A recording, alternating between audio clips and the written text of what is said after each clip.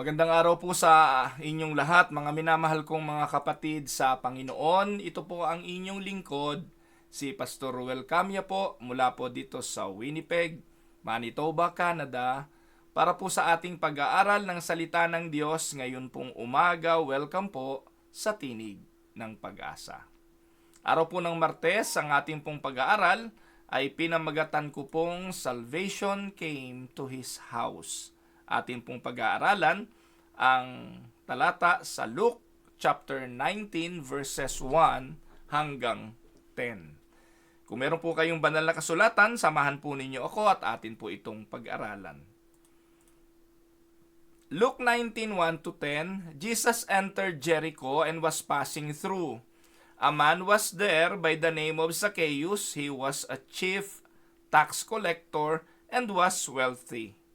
He wanted to see who Jesus was, but because he was short, he could not see over the crowd. So he ran ahead and climbed a sycamore tree to see him, since Jesus was coming that way. When Jesus reached the spot, he looked up and said to him, Zacchaeus came down immediately. I must stay at your house today.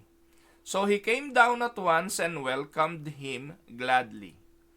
All the people saw this and began to mutter, He has gone to be the guest of a sinner. But Zacchaeus stood up and said to the Lord, Look, Lord, here and now I give half of my possessions to the poor, and if I have cheated anybody out of anything, I will pay back 4 times the amount. Jesus said to him, Today, salvation has come to this house, because this man too is a son of Abraham. For the Son of Man came to seek and to save the lost. Pagpalain nawa ng Panginoon ang pagkabasa at pagkadinig ng kanyang mga banal na salita na sa araw pong ito'y ating pagbubulay-bulayan. Alam ko po mga kapatid na ang mga talatang ating binasa ay very common sa bawat isa sa inyo. Ito po yung mga pangunahing kwento sa Biblia na alam kong batid na ng bawat isa sa atin, especially kung kayo'y lumaki sa pananampalataya o sa simbahang Kristiyano. Laman ito ng mga Sunday school materials or Sunday school lessons, laman din ito ng mga Daily Vacation Bible School curriculum. Ito rin ang madalas na ginagamit na kwento kapag ang pastor ay nagtuturo ng evangelism. Pero naisip ko pong balikan natin ang pag-aaral sa mga talatang ito upang linawin ang ilang mahalagang doktrina at theology when it comes to salvation. Sa mundong ito, mga kapatid, we live in a world that often assumes salvation is something we achieve by moral effort o religious rituals. Pangkaraniwan na maririnig natin kapag merong burol o lamay at merong isang taong namatay, madalas nating naririnig yung katagang, mabait naman ang taong yan. Hindi naman yan masyadong masama, siguradong sa langit yan pupunta. Ang basihan po natin ng salvation of the soul of a person ay kung ano ang ginawa niya nung siya ay nabubuhay pa. Hindi ko po alam kung magpahanggang ngayon ganun din ang inyong sukatan. Ang ironic doon, wala naman taong sumusukat ng kanyang mga ginawa sa pamantayan ng kabanalan ng Diyos. Most of the time, ang ating basihan at pinagkukumparahan ng ating mga ginawa ay doon sa mga talamak talaga at hayagan ang mga ginagawang kasalanan. Kinukumpara natin ang ating mga buhay at ang ating mga ginagawa saan? Sa mga mamamatay tao, mga mangangalunya, sa mga magnanakaw, sa mga politikong kurap, at sa mga taong talaga namang hayag ang kanilang ginagawang mga kasamaan. Kapag doon may kinumpara ang iyong mga bagay na ginagawa, maaaring sabihin mong banal ka nga sa pamantayan ng tao at sa iyong sukatan ng pamantayan. At ganito ang pananaw ng mundo. At kung ating pagbabasihan, Wala naman tao talagang magsasabing, ako'y makasalanan, ako ay marumi, ako ay tiyak na sa impyerno pupunta dahil sa aking mga kasalanan. Walang ganon. Most of the time, ang sigaw nga natin wala akong kasalanan. So pag tayo'y nangangatwiran, ang lagi nating sinasabi, higit na masama ang iba kesa sa atin. Pero mga kapatid, ang kwentong ito ni Zacchaeus teaches us something radically different. At ang teaching ng tekstong ating binasa, ipinakikita na ang kaligtasan is not something we earn, but something that comes to us by God's sovereign grace. Uunahan ko na kayo, ano po? Dito po sa mga talatang ating binasa, ipinakikita ang isang malalim na doktrina na ang kaligtasan ay bunga ng sovereign grace ng Diyos. It is a work of God from beginning to end, and it results in true repentance and a transformed life. Take note, kaya tayo gumagawa ng mabuti, hindi para maligtas, kaya tayo gumagawa ng mabuti dahil tayo'y ligtas na. Uulitin ko, ang kaligtasan ay nagbubunga ng mabuting gawa. Hindi ang paggawa ng mabuti ang nagbubunga ng kaligtasan. Kasi kung titingnan natin ang mundo, ang assumption ng mundo, salvation is something we achieve by our moral effort or our religious rituals. So this story is not just a tale of a short man climbing a tree. It is a vivid display of God's sovereign grace at work in the life of a sinner. Amen? Now, puntahan natin at isa-isahin natin ang mga talata at atin munang tingnan ano ang kalagayan ng buhay ni Zacchaeus. Well, we can consider him as a sinner kasi iyon ang sabi ng mga tao sa kanya.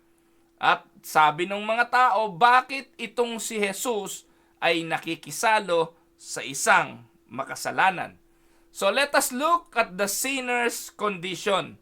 Ang paglalarawan kay Zacchaeus hindi lamang larawan ng isang taong unano, kundi larawan ng bawat isa sa atin.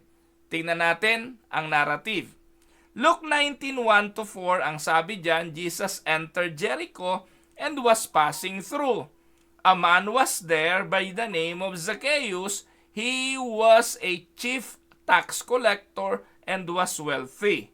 He wanted to see Jesus but because he was short, he could not see over the crowd. So he ran ahead and climbed a sycamore tree or fig tree to see him, since Jesus was coming that way. Para mas lubusan nating maintindihan, tingnan muna natin ang background ng kasaysayan, sino ba si Zacchaeus, and why he was considered to be a sinner. Si Zacchaeus was a chief tax collector, and in Jewish society, that meant he was a notorious sinner. Bakit? Ang ruling government during that time ay walang iba kundi mga Romano. Si Zacchaeus ay isang Hudyo. Siya ay nangungulekta ng taxes sa kanyang mga kababayan. Pero kanino pumupunta ang mga taxes na kanyang kinukolekta? Partly ay tinatago niya, pero most of the taxes goes to the Roman Empire. Kaya ang mga tao, ang mga fellow Jews, galit sa kanya. Kasi parang mga makapili. Sila yung binayaran o binabayaran ng Roman government para kumulekta ng taxes sa kanyang sariling mga kababayan. So noong unang panahon, the tax collectors were known for extortion kasi wala namang resibo nun, collaboration with the Roman oppressors, and a deep betrayal of their own people. Yan ang pagkakilala sa mga tax collector. So, he was rich, very wealthy. Ang sabi diyan, he was wealthy but not respected. Ano po?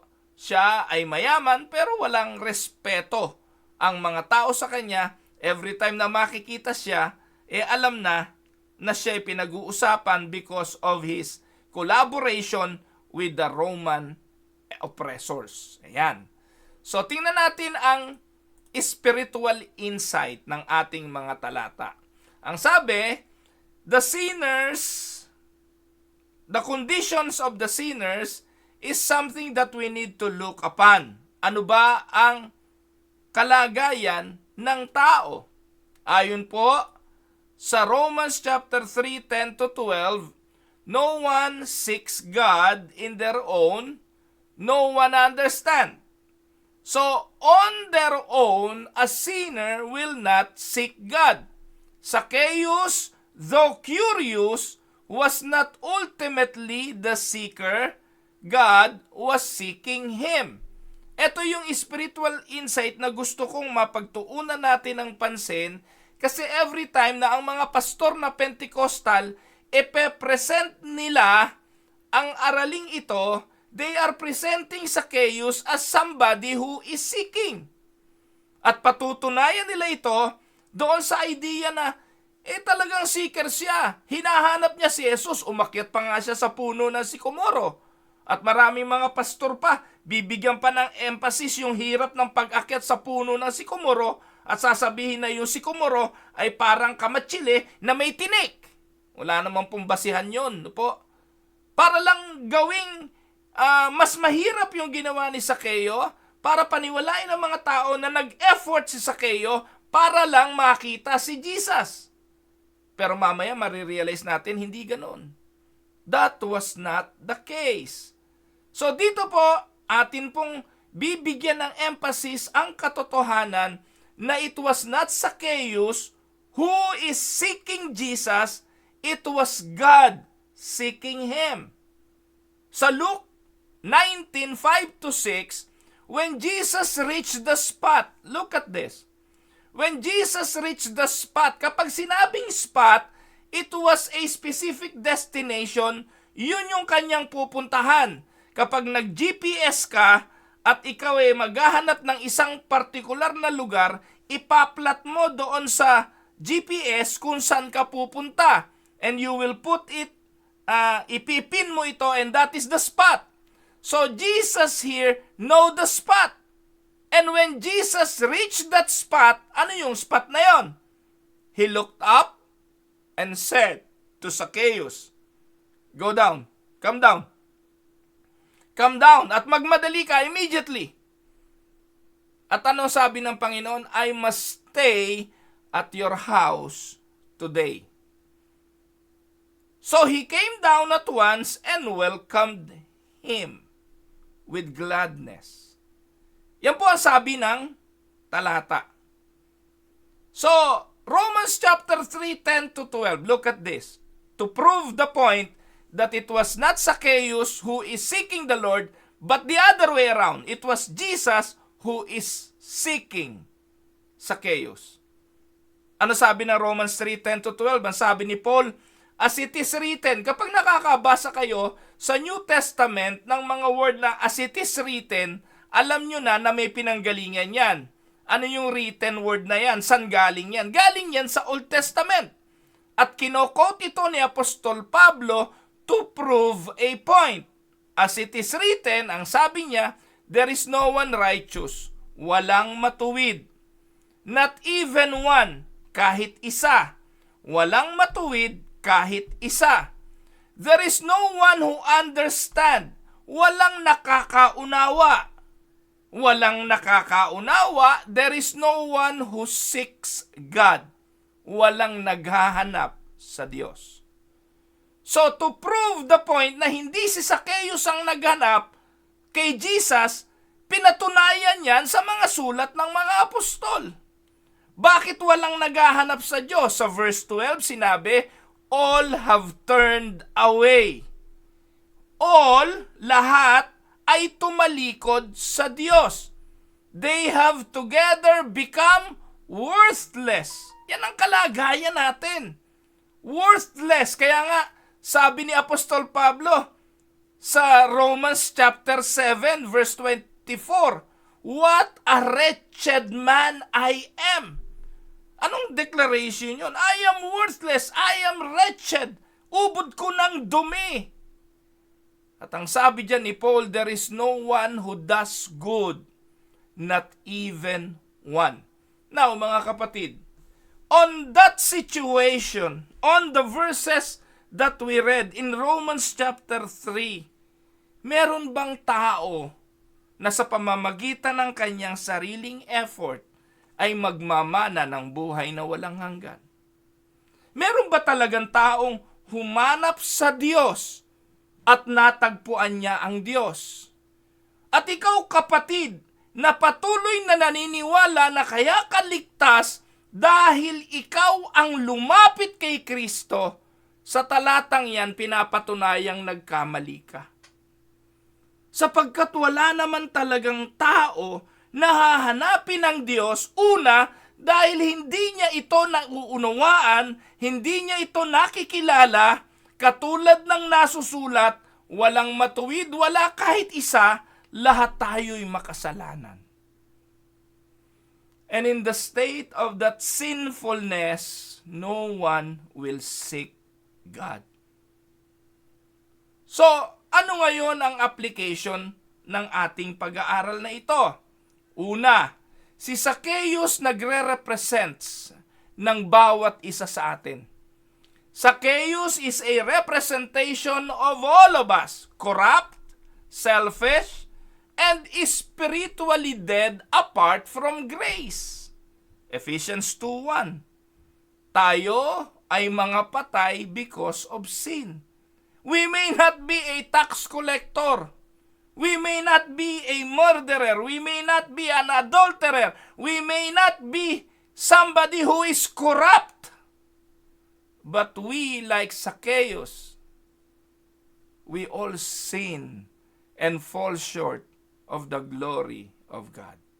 We are all guilty before God. Can we say amen to that? Now, balikan natin yung pinag-uusapan natin kanina. Bakit umakyat siya sa puno para makita si Jesus? Sunod po natin ang talata 5:6 o yung Luke 19:5-6. It was Jesus who is seeking and not Zacchaeus. Verse 5 and 6. Verse 5 muna. Luke 19:5. And when Jesus came to the place, he looked up and said to him, Zacchaeus, hurry and come down, for I must stay at your house today. Listen to that words. Kung si Zacchaeus man ay umakyat, dapat nating maunawaan na unano si Zacchaeus. May tumayo lang tao sa harapan niya, hindi na niya makikita kung ano nangyayari. Dahil dumating siya sa lugar na ang mga tao ay nagkakagulo, ang mga tao ay in commotion because of Jesus coming, no? Papasok ang Panginoon, ang sabi ng talata Jesus entered Jericho and was passing through. Dadaan lang siya doon, ano po? Pero yung mga tao ay nagkagulo. Sinalubong siya ng maraming mga tao, and because of curiosity, itong Zacchaeus na maliit na tao, no? Binanggit yan doon, ang linaw naman, ano? There was a man named Zacchaeus. He was a chief tax collector, a wealthy. He wanted to see Jesus, but because he was short. Minsan, ang galing mag-allegory ng mga, mag-assume ng mga pastor Sabihin yan, hindi naman siguro short talaga yan in stature. Baka short siya kasi kulang siya. We fall short. Ginagamit yung Romans 3:23. Katulad ni Zacchaeus, we fall short to the glory of God. Hindi po yun. Ang binabanggit na short dyan, yung stature niya. Bagamat kapos talaga tayo para maabot ang Diyos, ba't walang kinalaman yung binabanggit dyan na short para i-connect mo doon sa tinatawag na spiritual condition? Short siya in stature. Hindi niya talaga makita kung ano nangyayari. Kaya, para mapansin niya, dahil wala namang papasan sa kanya, dahil lahat galit sa kanya, No, gumawa siya ng effort para makita kung ano nangyayari sa kaguluhan. Umakyat siya sa puno ng sikomoro. Pero hindi dahil may desire siya, hindi dahil gusto niyang lumapit kay Jesus. This was very different from the bleeding woman. Yung babaeng inaagasan, iba ang sitwasyon ni Sakeo, iba ang sitwasyon ng babaeng inaagasan. Yung babaeng yon, ang kanyang paglapit, because she knew that her hope was only on Christ. She exerted all her effort. At dito, doon na lang niya ibibigay kay Jesus ang kanyang pag-asa. At naniniwala tayo na nasa Reformed Theology na yung oras na yon, itong babaeng ito, kaya may pananampalataya, regenerated na ang kanyang puso. Kaya nga kinoment siya ng Panginoon eh. Kinoment ng Panginoon ang babaeng ito na napakatindi ng pananampalataya. Amen? So, si Zacchaeus, hindi siya seeker. Curious lang siya. So, tingnan natin yung God's sovereign initiative. Jesus did not stumble upon Zacchaeus by accident. Hindi po siya napadaan lang doon, nakita si Zacchaeus, na aksidente, na matagpuan. No. Jesus, ano sabi diyan? He intentionally sought him. At ang sabi ni Jesus, I must stay at your house. It shows divine necessity. This was part of God's sovereign plan. Amen? Tandaan nyo, John 6:37, ano sabi? All that the Father gives me will come to me. All that the Father gave to Jesus will surely come to him. All whom the Father chosen as an elect will be regenerated and eventually will come to Christ in faith and repentance. That is the order. Hindi ka maboborn again dahil nanampalataya ka. Born again ka na, kaya ka nanampalataya. At ang pagiging born again, biyaya, pagkilos ng Santong Espiritu, wala tayong kinalaman kahit kapiraso. That is the doctrine we need to believe. Grace precedes repentance. Zacchaeus did not invite Jesus. Jesus invited himself. This is the heart of the sovereign grace. God seeks the sinner, not the other way around. Tandaan na ang Panginoon ang humanap at hindi tayo. So, in application, if you feel the Lord steering your heart today, if you feel that God is seeking you today, or if you think that you are seeking God today, take note that it is God who sought you first. And if you feel the Lord steering your heart today, it is because He is seeking you. Amen po ba mga kapatid? So, ito po yung heart of the matter. Your desire to know Him is not your work. It is His grace drawing you. Kaya minsan nalulungkot ako doon sa mga tao eh. Paano ka naligtas? Ang sagot tinanggap ko kasi si Jesus bilang Panginoon na tagapagligtas. Lumapit kasi ako kay Jesus para maligtas. Mga kapatid, take note that your drawing to Christ is the work of the Father. Your drawing and getting to know Jesus as your Lord and Savior, and you said you accept Him as your Lord and Savior, wala kang effort doon. It was the Father who draws you to Christ. At paano niya ginawa yon? Binuhay na muna niya, niregenerate na muna niya, binorn again na muna niya ang iyong patay na espiritu. Kaya katawa-tawa yung mga pastor, no ho? Na nagtuturo na para ka ma-born again, manampalataya ka muna. That is not the case. And that will not happen. Because on our end, we don't have the capacity to come to Christ because we are dead. And look at John 6:44. Ano sabi ng John 6:44? No one can come to me unless the Father who sent me draws them. Mahirap bang intindihin yan? No one. Ibig sabihin, wala. Nada. No one can come to Christ. No one will believe in Christ. No one will put their faith in Christ unless, sa Tagalog, maliban na yung Ama dalahin ka kay Kristo. At para ka madala ng Ama, isa lang ibig sabihin, pinili ka sa kaligtasan.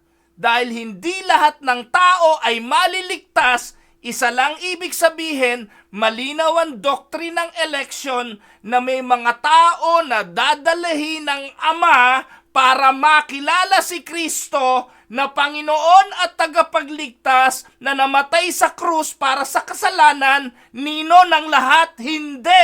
Noong mga pinili mula pa ng bago pa likhain ang sanlibutan para sa kaligtasan. Ubod ng linaw ng doktrina ng Reformed Theology. Hindi lang naiintindihan dahil yung mga pastor bulag sa katotohanan. Nakakalungkot yung simbahan ninyo kapag ang turo ng pastor ninyo the other way around. This is the order. And this is how people got saved. It is the plan, the will, the work of God. Amen? Now, tingnan natin ano nangyari kay Zacchaeus. Pangatlong punto, Zacchaeus the repentant. Luke 19, tuloy natin, 7 to 8. All the people saw this and began to mutter. Yan na, yung mga taong marites. He has gone to be the guest of a sinner. But Zacchaeus stood up and said to the Lord, Look, Lord, here and now I give half of my possessions to the poor. And if I have cheated anybody out of anything, I will pay back 4 times the amount. Ito po ang totoo, mga kapatid. Noong ang puso ni Zacchaeus, ang kanyang espiritu'y binuhay na ng Espiritu Santo, nakilala niya kung sino si Christ. At nakita niya ang bigat ng kanyang kasalanan at dinala siya nito sa pagsisisi. At alam niyo po ba ang meaning ng repentance? Ang repentance, turning away from sin. Zacchaeus didn't merely feel bad. Zacchaeus changed direction. His repentance was evidenced by restitution. Not earned salvation, but as the fruit of salvation.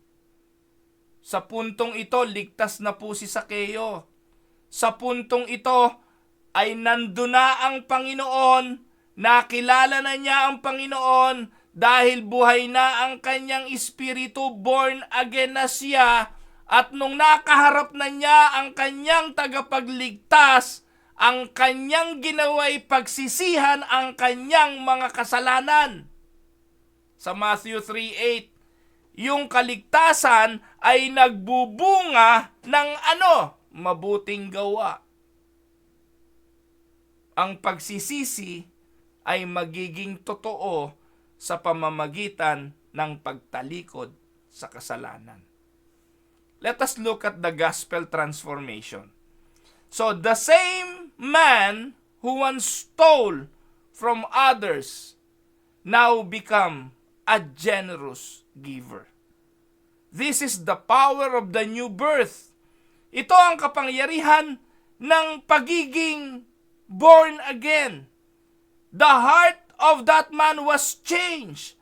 Katulad po nung binabanggit sa Ezekiel chapter 36 verse 26 na sinabi ng Diyos, I will replace your stony heart with a heart of flesh, and I will put my spirit in you.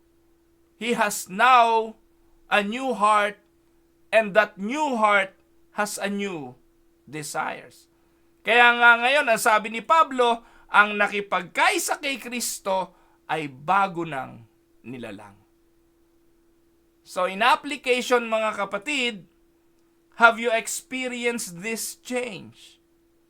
Naranasan mo ba ang pagbabagong ito? The gospel not only forgives sins, it frees you from its power, and it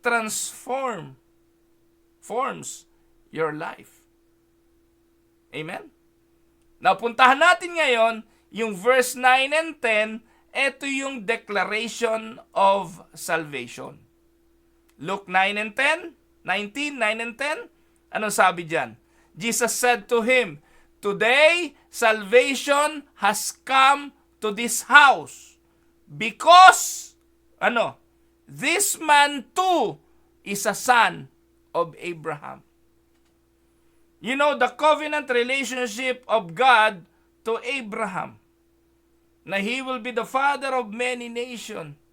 Representation yon ng pagiging kabilang sa covenant community, kabilang sa piniling bayan ng Diyos, kabilang sa mga elect. At si Zacchaeus, pinapatunayan ng talatang ito na siya ay kabilang sa piniling bayan ng Diyos.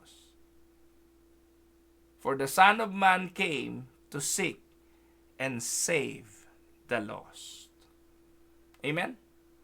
So ano ang ating makikita? Makikita natin na justification is by faith alone. Amen? Si Zacchaeus ay hindi naligtas dahil meron siyang ginawa, but by faith in Jesus, as shown in his calling Jesus as Lord sa verse 8. Tinawag niya si Jesus na Lord. Jesus declared him saved not because of what he did, but because of whom he trusted. Luke 18:14, the parable of the tax collector na umakyat sa templo para manalangin kasabay ng pariseo. Katulad ni Zacchaeus, yung tax collector na yon, hindi man lang makatingin sa langit. Dinadagukan ng kanyang dibdib. Samantalang yung pariseo nagyayabang. Sinasabi niya, ako'y nag-aayuno, ako'y nagbibigay sa mga duka, ako'y nananalangin. Hindi ako katulad ng tax collector na ito. Pero ano sabi? This man went down to his house, to the house of prayer, justified. Amen? Now, what is the mission of Jesus? Jesus came, ayon sa talata, not to call the righteous, but sinners. Zacchaeus was lost, and Jesus found him.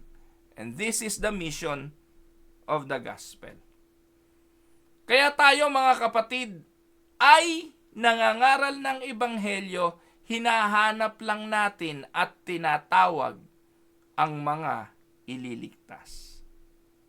At yung pinili ng Diyos sa kaligtasan, kapag ating natagpuan, pinangaralan ng ebanghelyo, at kumilos na sa panahon, sa timing ng Diyos, ang Espiritu Santo para siya'y i-regenerate, surely, irresistibly, tatanggapin ng taong yon ang ebanghelyo, yung outward preaching of the word, and he or she will put her faith or his faith in Christ. That will happen. Amen? Now, in reflection questions, magagamit nyo sa mga pag-aaral. Do you see yourself as Zacchaeus? Do you recognize your own sin and your need for grace? Have you heard Jesus calling your name? Is He drawing you today to Himself? Has your life been changed by the gospel? O wala lang din, ganun lang din, katulad ng dati.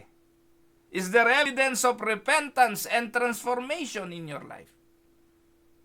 Sagutin po natin ang mga tanong na yan. Kasi kung totoo na tayo ay pinili para sa kaligtasan, I would like to tell you this. Repentance and turning away from sin will happen. So bilang closing gospel appeal, mga minamahal kong mga kapatid, salvation is not for the good. It is for the guilty. Ang tanong, is there anybody who is good? No, not one. So meaning, salvation is given for the guilty. Jesus came for people like Zacchaeus, people like you and me. You don't clean yourself up to come to Christ. You come as you are, and He changes you. Take note, Jesus seeks, Jesus saves, Jesus transforms. Now the question, will you respond to Him today? Ang sabi ng 2 Corinthians 6:2, behold, now is the favorable time. Behold, now is the day of salvation. Amen? I hope sa maikling pag-aaral na ito, nalinaw natin ang common misconception ng marami na kaya siya naligtas dahil lumapit siya kay Jesus. Na kaya siya naligtas dahil hinanap niya si Jesus. Nakita natin sa mga talata, it is the other way around. It is Christ who sought, it is Christ who saves, it is Christ who seeks, and it is Christ who transforms. Amen? Pagpalain po kayo ng Panginoon. Ito po ang inyong lingkod, si Pastor Ruel Camia po, mula po dito sa Winnipeg, Manitoba, Canada, para po sa ating pag-aaral ng salita ng Diyos ngayong umaga, dito po sa Tinig ng Pag-asa. Pagpalain kayo ng Panginoon, mga kapatid.